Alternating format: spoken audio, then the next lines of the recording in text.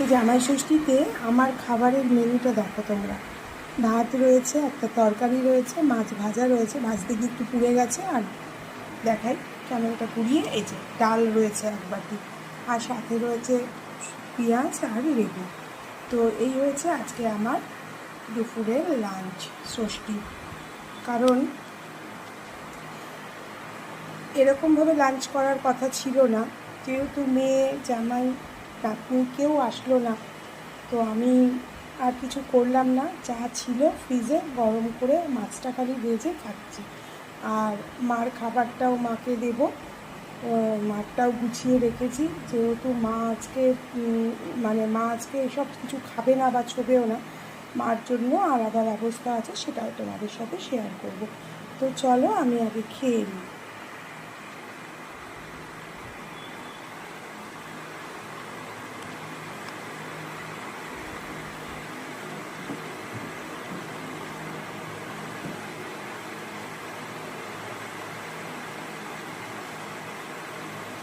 যেহেতু আজকে কোনো কিছু রান্না করতে হয়নি, তো তার জন্য আমার আর কোনো কিছু করার আর ইচ্ছে হলো না। তো স্নান টান সেরে ঠাকুরপুর প্রণাম করে সমস্ত কিছু করে আমি আগে খেতে বসে পড়লাম। আর মার খাবারগুলো সমস্ত গুছিয়ে রেখেছি, মা ঠাকুরঘর থেকে আসলেই খাবে। আর সব থেকে বড় কথা, আজকে মনটা আমি ভালো লাগছে না, কী বলবো, মেয়ে যাওয়ার জন্য মনটা একটু খারাপ হচ্ছে, কিছু করার নেই, এখন তারাও ব্যস্ত।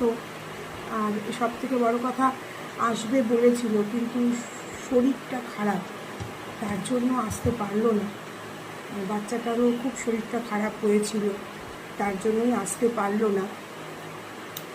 তো যাই হোক, আমি তো এই খাবার নিয়ে বসেছি, আমি তো খেয়ে নিই, আর সর্বোপরি মাকেও খেতে দিতে হবে। আর অনেকটা বেলাও হয়ে গেছে, মোটামুটি এখন 2:30-এর কাছাকাছি বাজে। তো চলো বন্ধুরা, আমি খাবারটা খেয়ে নিই, তারপরে আবার মা যখন খাবে সেটা ভিডিও করবো, তোমাদের দেবো। একা একা খেতে বসতেও ভালো লাগে না, কিন্তু কিছু করার নেই, মা ওইদিকে পুজোতে ব্যস্ত। আর আমি সুগারের পেশেন্ট, তো বেশিক্ষণ